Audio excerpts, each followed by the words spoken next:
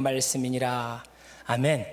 저는 오늘 여러분들과 함께 생기라는 제목으로 하나님 말씀 나누기를 원합니다. 오늘 본문 말씀은요, 남유다 백성들이요 자신들이 죄를 지음으로 말미암아 하나님께서요 그들을요 포로로 잡혀가게 하신다는 그런 내용의 배경이 이어지는 가운데 있습니다. 여러분, 남유다 백성, 특별히 여호야긴 왕 시대에 유다 백성들은요 바벨론으로 포로로 잡혀가게 되어집니다. 포로 생활 5년 차에 에스겔이요 그발 강가에서요 하나님께서 특별한 임무를 그에게 내리십니다. 에스겔 선지자는 말합니다. 남유다 백성들이 포로로 잡혀가게 된 것은요 그들에게 다 이유가 있다는 것입니다. 하나님을 제대로 섬기지 아니하고 우상을 섬기고 자기의 속에 오른 대로 살아갔기 때문에 그들의 죄가 곧 그들을 포로로 잡혀가게 하였다라고 에스겔 선지자는 이야기합니다. 그리고 오늘 본문 말씀 에스겔 37장은요 그 포로로 잡혀가게 될 이스라엘 백성들의 실상, 그 실상이 마른 뼈와 같다라고 우리에게 말씀하고 있는 것입니다. 그리고 그 실상을 말할 뿐만 아니라 37장은요 마른 뼈와 같은 이스라엘 백성들에게 남다른 희망 또한 주어지게 된다라는 것을 우리에게 말씀합니다. 저와 여러분들이 살아가고 있는 이 시대는요 에스겔 선지자가 살아갔던 희망이 없었던 그 시대와 비슷하지 않습니까? 그렇기 때문에 우리는요 귀를 기울이고요 오늘 하나님의 말씀에 조금 더 귀를 기울여 볼 필요가 있다고 저는 생각합니다. 첫째로 마른 뼈가 무엇인지에 대해서 여러분들에게 설명해 드리겠습니다. 여러분, 에스겔이 본 마른 뼈들은요 하나님이 사랑하셨던 뼈들인 것입니다. 에스겔이 보았던 그 마른 뼈들은요 하나님이 창조하셨던 뼈들인 것입니다. 에스겔이 보았던 그 마른 뼈들은요 하나님의 마음을 아프게 했던 뼈들인 것입니다. 에스겔이 보았던 그 마른 뼈들은요 하나님께서요 다시 소생시킬 뼈들인 것입니다. 여러분, 이 뼈들에서 37장 1절 말씀 이렇게 말합니다. 골짜기에 뼈들이 가득하더라. 2절 말씀 이렇게 말합니다. 골짜기 지면에 뼈가 심이 많고 아주 말랐다라고 말합니다. 골짜기에 뼈가 가득한데 그 뼈의 상태가 아주 말랐다라고 얘기합니다. 여러분, 성경에 나오는 골짜기는요 소망과 절망을요 함께 함축하고 있는 단어일 수가 있습니다. 여러분, 아골 골짜기 무엇입니까? 범죄한 아간과 그의 가족과 그의 재산이 다 파멸당했던 골짜기가 아골 골짜기입니다. 이 아골 골짜기 심판을 통하여서요 하나님의 진노가요 이스라엘 백성들에게 멈추게 되었습니다. 그렇기 때문에 아골 골짜기는요 절망이기도 하지만 때로는요 희망의 장소가 될 수 있는 것입니다. 시편 23편에 여러분 다윗이 고백했던 사망의 음침한 골짜기, 내가 사망의 음침한 골짜기를 다닐지언정 해를 두려워하지 아니할 것은 주께서 나와 함께 하심이로라. 주의 지팡이와 막대가 나를 안위하신다는 그 사망의 음침한 골짜기는요 다윗이 피비린내 나는 전쟁을 통하여 가지고요 하나님 앞에서요 책망 또한 받게 되어집니다. 그가 늘 쫓겨다니는 인생을 살게 되어지면서요 그가 죄 때문에요 하나님의 임재하심을 느끼지 못하면서요 침상을 눈물로 띠면서요 아파했을 때 그의 삶에 사망의 음침한 골짜기 체험을 한 것 아니겠습니까? 그런데 그 사망의 음침한 골짜기는요 주의 지팡이와 막대기를 다윗이 경험하게 되어지는 소망의 골짜기이기도 했던 것입니다. 여러분, 이 시대는 힘들고 지치고 어려운 때입니다. 여러분, 이런 골짜기와 같은 곳에 하나님의 기쁨 또한, 하나님의 소망 또한 숨어 있다는 것을 기억하시고 믿고 참고 인내하며 하나님 바라볼 수 있는 일에 쓰임받는 저와 여러분들을 소망합니다. 여러분, 앙상한 뼈만 남은 사람들을 보시면 어떻습니까? 건강하다고 생각되어지십니까? 아프리카 선교사님들이 선교 영상을 보여주시면은 그 피골이 상접한 그런 죽기 일복 직전에 그런 아이들의 사진을 보여줄 때가 있습니다. 얼마 전에 우리 교회 다녀간 이면수 목사님께서 북한 우리 아이들의 실상을 보여줬는데 그 사진 자체가 그냥 저는 비극이었습니다. 여러분, 이런 모습을 보면 우리는 어떻습니까? 절망이 있으십니까? 희망이 보이십니까? 제가 생각할 때는요 희망이 보이지가 않습니다. 에스겔 또한요 마른 뼈들을 보면서요 마음이 답답했을 것입니다. 하나님께서는 그 마음을 보셨던 것 같습니다. 그리고 에스겔에게 이와 같은 질문을 하시지요. 에스겔 37장 3절 말씀입니다. 뼈들이 능히 살 수 있겠느냐 하시기로 내가 대답하되 주 여호와여 주께서 아시나이다. 사방이 온통 절망이 가득한데 여러분 희망이 보이느냐라고 우리에게 말씀합니다. 여러분, 희망이 보이십니까? 코로나로 전 세계가 지금 절망 가운데 있는데 여러분 이 가운데 희망이 보이십니까? 그래도 이 세대가 희망이 있다, 이 세대는 살만하다라고 여러분 말할 수 있겠습니까? 양극화가 팽배한 가운데 있습니다. 젊은 사람들은요 삼포시대라고 얘기하는데 삼포시대가 무엇입니까? 연애와 결혼과 출산을 포기한 세대라고 얘기하는 것입니다. 삼포시대를 넘어 오포시대에 이르릅니다. 오포시대가 무엇입니까? 연애와 결혼과 출산과 내 집 마련과 자기의 취업마저도 포기한 세대라는 것이에요. 이제는 삼포와 오포를 넘어 칠포까지 이르렀다고 합니다. 연애와 결혼과 출산과 내 집 마련과 취업과 꿈과 희망과 인간관계마저도 포기한 세대라고 말합니다. 여러분, 7포 세대를 넘어 이제는 9포 시대에 이르렀다고 합니다. 연애와 결혼과 출산과 내 집 마련과 취업과 꿈과 희망과 인간관계와 신체적 건강과 외모를 포기하는 세대가 지금 9포 세대라고 얘기합니다. 이제는 10포 세대, 그리고 완포 세대, 전포 세대, 어떤 곳에도 희망이 없습니다. 20, 30대 사람들이 그렇게 얘기한다는 것입니다. 여러분, 이런 시대에, 이런 세대를 살고 있는 젊은 사람들에게 여러분들 희망이 있다고 말씀할 수 있겠습니까? 그 당시 이스라엘 백성들이요, 이와 같은 어려움 가운데 있었습니다. 세상 풍조를 따라 이스라엘 백성들의 강자들은요, 약자를 짓밟기 시작했습니다. 부유한 자들은요, 가난한 자들의 그런 재산들을 더욱더 약탈하기 시작했습니다. 음란죄는 극도에 달아가지고요, 근친 상간이 있었고요, 동성애까지 여러분 벌어지게 되었습니다. 이런 가운데 이런 실상을 보고요, 하나님께서는요, 에스겔을 통하여서 이런 이스라엘 백성들의 실상은요, 메마른 뼈와 같다라고 오늘 본문 말씀에 얘기하는 것이에요. 살아있는 듯하나 육체의 건강이 있는 듯하나 뼈와 근육과 조직과 세포를 가지고요, 움직이고 있는 생명체인 듯하나 그들의 실상은 메마른 뼈와 같다라고 성경은 우리에게 말씀하고 있습니다. 여러분, 그 가운데 에스겔에게 하셨던 말씀 한 번 더 읽어봤으면 좋겠습니다. 37장 3절 말씀입니다. 그가 내게 이르시되 인자야 이 뼈들이 능히 살 수 있겠느냐 하시기로 내가 대답하되 주 여호와여 주께서 아시나이다. 희망이 있습니까? 이렇게 이제 하나님께서 에스겔에게 물어봅니다. 이런 절망 가운데 희망이 있을 것 같냐 그랬더니 에스겔은요, 답변을 회피합니다. 주님이 아시지 않습니까? 자기의 의지를 가지고는요, 자기의 눈을 가지고는요, 희망이 보이지 않습니다. 하지만 그 안에는요, 당신의 능력으로는 무언가 할 수 있는 것 아니겠습니까? 라는 그런 내용이 함축되어 있다 저는 생각되어집니다. 비슷한 답변이 있었죠. 요한복음 21장에 보면요, 베드로가 연하들 시몬아, 내가 이 사람들보다 더 나를 사랑하느냐 얘기했을 때 하나님, 예수님을요 3번이나 부인했던 베드로는요, 자기의 의를 가지고는 대답할 수 없었던 것 같습니다. 주님 아시지 않습니까? 주님 아시지 않습니까? 주님 아시지 않습니까? 라고 대답한 걸 봤을 때 우리의 의지로는요, 우리의 생각으로는요, 우리의 과학적인 사상으로는요, 이성으로는요, 절대로요 이곳에서요 희망을 볼 수 없습니다. 오직 하나님의 능력으로, 하나님의 은혜로만 이 땅에 희망이 보이는 줄 믿으시기 바랍니다. 에스겔을도요, 그와 같은 마음 때문에 하나님이시라면 살 수 있지 않겠습니까? 라고 대답했다고 생각합니다. 여러분, 둘째로 살아난 메마른 뼈에 대해서 말씀드리길 원합니다. 여러분, 메마른 뼈가요 살기 위해서는 3가지 조건이 충족되어야 됩니다. 첫 번째 조건이 4절 말씀입니다. 너희 마른 뼈들아 여호와의 말씀을 들을지어다. 여러분, 뼈들이 살아나기 위해서는요, 희망 없는 이 시대에 모든 것들이 살아나기 위해서는요, 하나님의 말씀을 들어야 되는 줄 믿으시기 바랍니다. 여러분, 여리고성이 함락되었을 때 살아남았던 무리가 있습니다. 아이러니하게도요, 여러분, 기생라합과 그의 가족이었습니다. 여러분, 기생라합은 어떤 사람이었습니까? 돈이 많고요, 지위가 높고 인맥이 있는 사람이었습니까? 아닙니다. 기생이었습니다. 그런데 그가 어떻게 여리고라는 그 세상을 상징하는 그 성에서 살아남을 수 있었겠습니까? 하나님은요, 세상을 상징하는 여리고를 무너뜨리기를 원하셨습니다. 그런데 그 안에 있던 라합을 살리셨습니다. 왜 그러느냐? 라합이 하나님의 말씀을 들었기 때문입니다.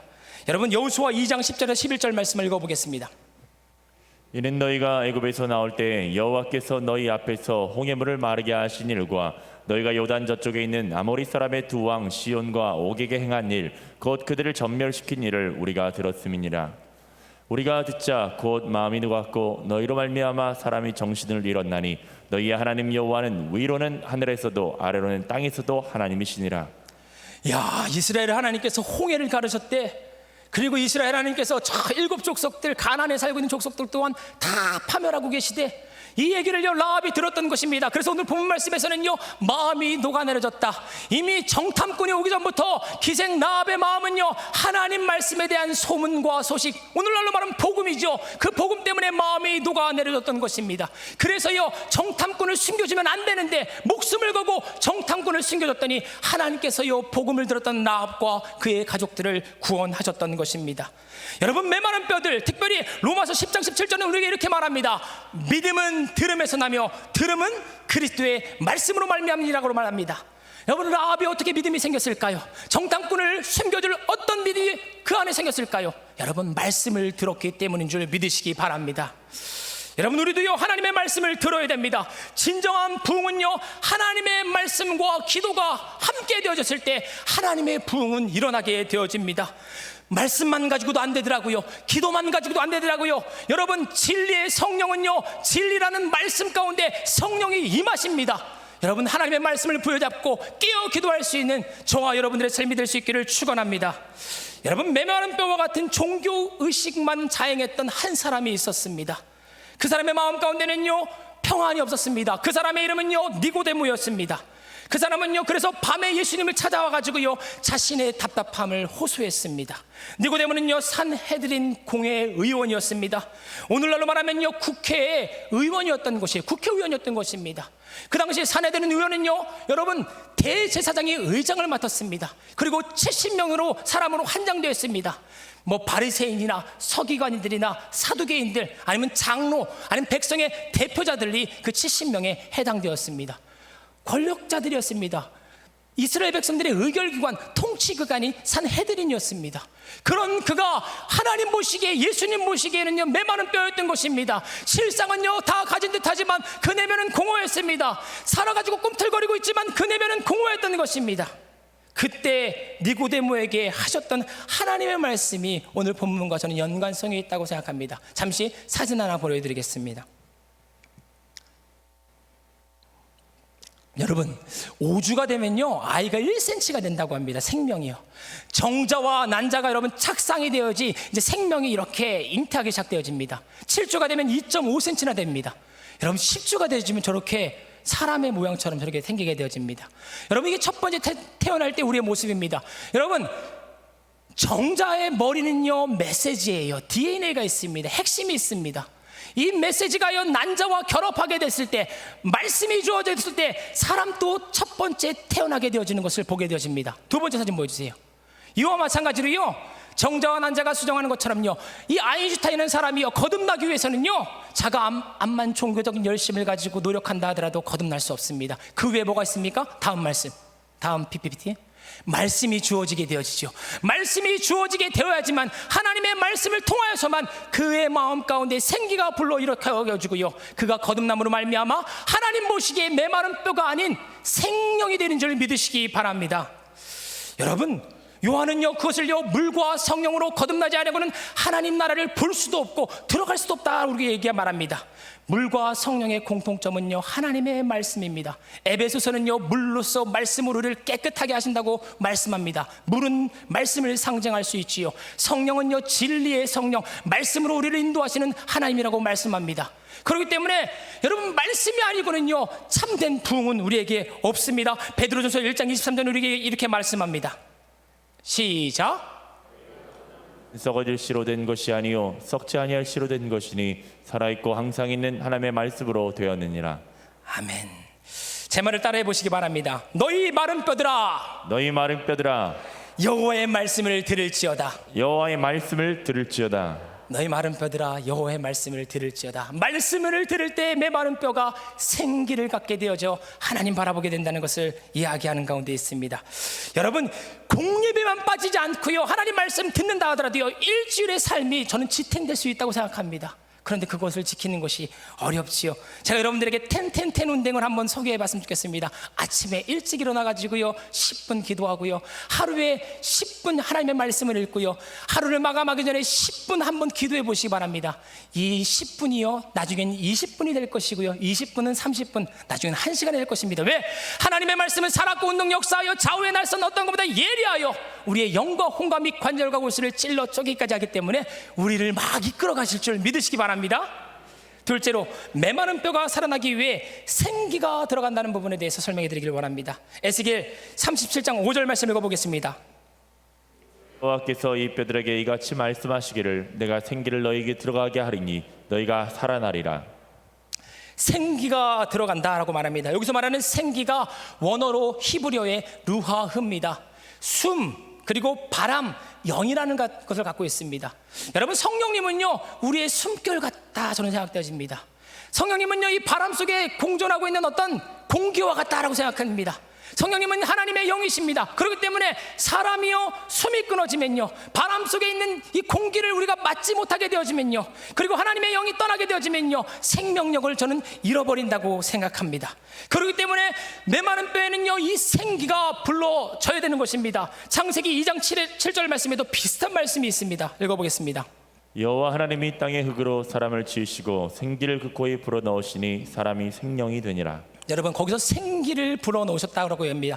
그런데 여기서 말하는 생기는요 루아흐라는 단어를 쓰지 않았습니다. 네페슈라는 단어를 쓰셨는데, 루아흐는요 하나님의 영이라고 우리가 이야기하고 합니다. 네페시라는 것은요 우리의 혼적인 부분들을 이야기합니다. 지정의를 가지고 있는 혼적인 부분들을 얘기하는데, 그런데 성경 말씀 보면요 루아흐나 네페시나 신약 성경으로 가면은 푸뉴마, 푸시케 이런 단어들이요 다 혼잡하게 얽히고 설켜 있습니다. 예를 들어서 전도서에 보면은요 사람의 영은요 하늘로 올라가지만 동물들의 영은 땅으로 꺼진다고 그래가지고 사람은요 영과 혼과 육으로 구성되어 있다 3분설을 주장하기 시작했습니다. 그런데 원문을 자세히 들여다봤더니 동물의 영이라고 표현한 전도서에도 루아흐라는 단어를 쓰고 있습니다. 동물에게도 영이 있는 것이에요. 대부분의 신학자들은요 동물에게는 영이 없습니다라고 얘기했습니다. 그렇게 가르쳤습니다. 근데 원어는요 동물에게도요 루아흐라는 단어를 썼습니다.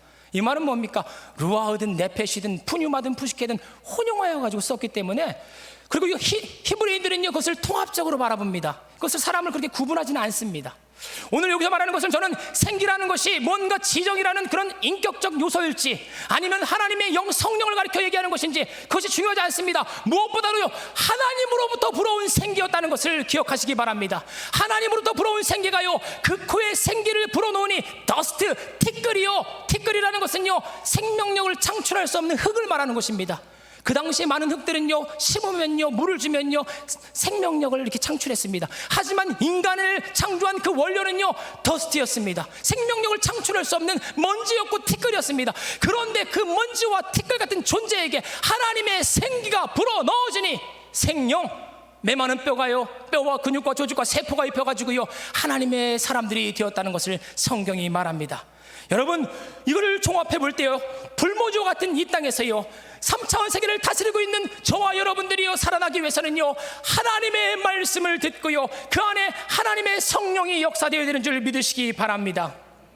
그런 측면에서요 기독교인이 되기 위해서는요 하나님의 성령의 내주 역사가 필요하다는 것을 압니다. 성경은 이렇게 말합니다. 성령이 아니고는 예수를 주로 시인할 수 없다.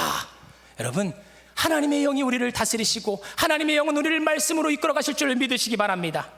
마지막으로 살리시는 생기, 성령님에 대해서 좀 더 구체적으로 말씀드리기 원합니다. 여러분, 이스라엘 백성들은 하나님 앞에서 패역했습니다. 그들은 살아있으나 실상은 죽은 것 같았습니다. 그들의 영적 실상은 메마른 뼈와 같았습니다. 하나님께서는 그 메마른 뼈들에게 생기를 불어넣으시면서요 새 언약을 맺으십니다. 에스겔에서. 여러분, 언약이란 쉽게 말하면요 하나님이 자기의 백성을 만드는 방법이라고 생각하시면 됩니다. 옛 언약이라는 것은 구약 시대의 백성들을 하나님께서 하나님의 백성들을 만드는 방법을 옛 언약이라고 생각하시면 되고요, 새 언약이라는 것은요 신약 시대를 살고 있는 저와 여러분들을요 하나님 백성 되게 하는 것입니다. 여러분, 옛 언약과 새 언약은 공이 피가 존재합니다. 옛 언약은요 동물의 피가 존재했고요, 새 언약은요 예수 그리스도의 피가 존재했습니다. 그리고 옛 언약과 새 언약은요 공이 내적 증거가 필요했습니다. 특별히 옛 언약은요 두 돌판, 십계명의 두 돌판에 하나님의 말씀이 기록되어 있지만, 새 언약은요 여러분 우리 신비에 하나님의 말씀이 기록된 줄 믿으시기 바랍니다. 옛 언약과 새 언약의 극명한 차이점이 하나 더 있습니다. 그것은 뭐냐? 옛 언약에는 성령의 약속이 없지만 새 언약에는요 성령의 약속이 있다는 것입니다. 예레미야 31장 31절 33절 말씀입니다. 여호와의 말씀이니라. 보라, 날이 이르리니 내가 이스라엘 집과 유다 집에 새 언약을 맺으리라. 이 언약은 내가 그들의 조상들의 손을 잡고 애굽 땅에서 인도하여 내던 날에 맺은 것과 같지 아니한 것은 내가 그들의 남편이 되어도 그들이 내 언약을 깨뜨렸음이라. 여호와의 말씀이니라. 그러나 그날 후에 내가 이스라엘 집과 맺을 언약은 이러하니 곧 내가 나의 법을 그들의 속에 두며 그들의 마음에 기록하여 나는 그들의 하나님이 되고 그들은 내 백성이 될 것이라. 여호와의 말씀이니라. 옛 언약은 깨어졌습니다. 깨어졌기 때문에 여러분 절망입니까? 근데 하나님께서 희망을 허락하셨지요. 그 가운데 소망을 주신 것입니다. 에스겔서 36장 26, 27이 소망입니다. 또 새 영을 너희 속에 두고 새 마음을 너희에게 주되 너희 육신에서 굳은 마음을 제거하고 부드러운 마음을 줄 것이며 또 내 영을 너희 속에 두어 너희로 내 율례를 행하게 하리니 너희가 내 규례를 지켜 행할지라. 억지로 하나님의 말씀을 행하려고 했지만 능력이 없는 이스라엘 백성들은 실패했습니다. 옛 언약은 깨졌습니다. 하나님께서 그것을 보시고 마음 슬퍼하셔서 그 마음 가운데 하나님의 영을 부어주셨습니다. 그 영은요 우리 마음을요 굳은 마음을 부들부들하게 한다고 말씀하고 있습니다. 유들유들하게 한다고 말씀하십니다. 이 말은 무엇입니까? 능동적으로요 하나님의 말씀을 행할 수 있는 마음과 소원을 우리 안에 불러넣어 주시는 줄 믿으시기 바랍니다. 자원하여서 여러분 나오셨습니까? 억지로 새벽 예배 나오셨습니까? 하나님을 기도하는 것이 여러분 곤욕이시고 고행이십니까? 아니면 하나님 사랑하는 것 때문에 자원하는 마음으로 하나님 기도하는 계십니까? 남들을 돕는 일들이 여러분 뭔가 하나님 앞에 축복을 받기 위해 조건부로 여러분 남들을 돕고 계십니까? 하나님을 은혜를 받은 이후에 내 마음 가운데 남들을 돕고 싶은 마음이 막 우러나서 돕고 계십니까? 새 언약 백성은요 성령을 의지하여 하나님 바라보는 백성들은요 모든 헌신과 모든 봉사와 모든 미니스트리가 성령의 충만함을 받아 감당해야 되는 줄 믿으시기 바랍니다. 자원하여 감당하는 것이죠. 박정희 대통령이 1970년대 도시와 농촌 생활의 격차가 일어나가지고요 일으켰던 운동이 있습니다. 그 운동이 새마을 운동입니다. 여러분 이 새마을 운동을요 그 구호가 있지 않습니까? 잘 살아보세요라는 구호. 물론 저희 세대 조금 더 제가 빨리 태어났으면 그걸 경험했을 텐데 아쉽습니다. 여러분 잘 살아보세요라는 이 구호를 가지고 우리 한국이 일어났다고 사람들은 얘기합니다. 근데 이 빈곤 퇴치를 위해서 일어났던 이 운동의 시작이 원래 정부에서 원래 시작된 게 아니라고 합니다. 박정희 대통령께서요 이 빈곤 퇴치를 위해서요 그 당시에 한참 목회를 잘하셨던 조용기 목사님을 청와대로 초청하십니다. 지금 이 대한민국이 이렇게 어렵고 힘든데 무슨 아이디어 없어? 이렇게 물어봤더니 각하 새마음 운동을 벌이시면 됩니다. 사람은요 마음이 변하게 되어지면요 행동이 변하게 되어지고요 행동이 변하게 되어지면요 놀라운 역사가 일어나는데 그 시발점이 마음입니다. 무릇 지킬 만한 것보다 더욱 내 마음을 지키라. 생명의 근원이 이에서 난다. 여러분 성경적 원리가 담겨져 있는 말씀이었죠. 그래가지고요 그걸 가지고 시행하려고 했습니다. 그런데 참모들이 너무 종교적인 냄새가 납니다. 새마음 운동이 아니라 새마을 운동으로 하면 어떻겠습니까 해서 새마을 운동을 했다는 것입니다. 여러분 이 시대는요 지금 메마른 뼈와 같이 힘들고 지치고 어려운 시대인 것입니다. 이때 여러분들의 마음이 하나님의 성령으로 말미암아 기갈되시기를 간절히 소원합니다. 마음이 유들유들 부드러워져 가지고 자원하여서 하나님을 섬기며 주 앞에 나아갈 때 교회가 살아나고 세계의 하나님이여 암흑과 같이요 희망이 없는 곳에서요 하나님의 사람들이 불쑥불쑥 일어나 하나님의 나라를 확장하게 될 줄 믿습니다. 하나님의 말씀이 있는 곳에 성령이 역사할 것이고요 성령의 역사 있는 곳에 자원하는 마음으로 하나님의 사람들이 일어나 찬양할 것이고요 예배할 것이고요 주의 나라를 선포할 것인 줄 믿으시기 바랍니다. 우리 목사님들 나와주시기 바랍니다.